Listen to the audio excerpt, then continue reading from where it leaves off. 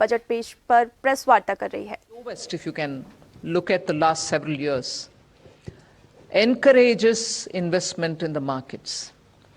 With that said, I'll ask Somanathan or who is going to elaborate, Sanjay, on the specifics.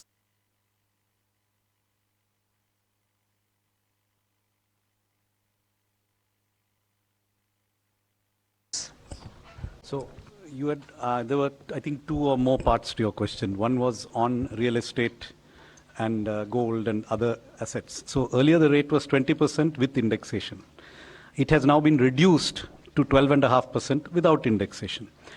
If you assume that the rate of return on real estate is typically above 10% per annum, and if you take inflation at about 4% per annum, the real rate of return was earlier, let's say, somewhere between 6 and 16% per annum in real estate. If it was 16%, 20% of 16% was being taxed. The effective rate was 16%. It has gone down to 12.5%. If the rate of return was 10% per annum nominal, it has also remained approximately the same at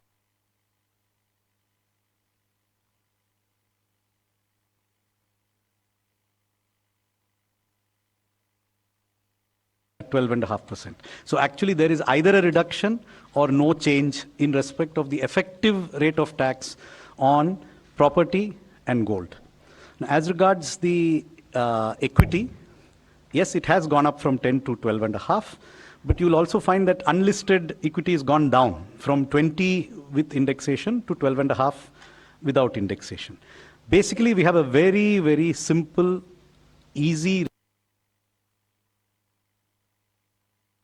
regime.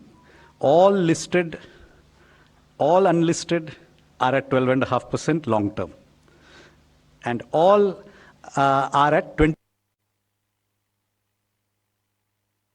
12.5% long term, and all are at 20%. I mean, equities are at 20%, and everything else is at applicable rate for short term. So yes, short term has gone up, and yes, long term has been rationalized. It has not necessarily gone up. And Sanjay, would you like to add anything? One point I would like to add over here is that we also need to keep in mind as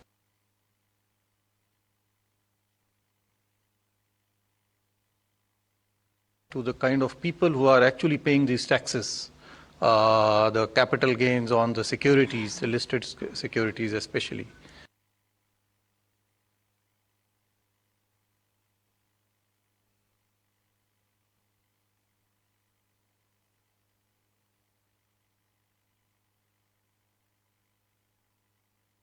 And so over there, when we did this analysis for the year 20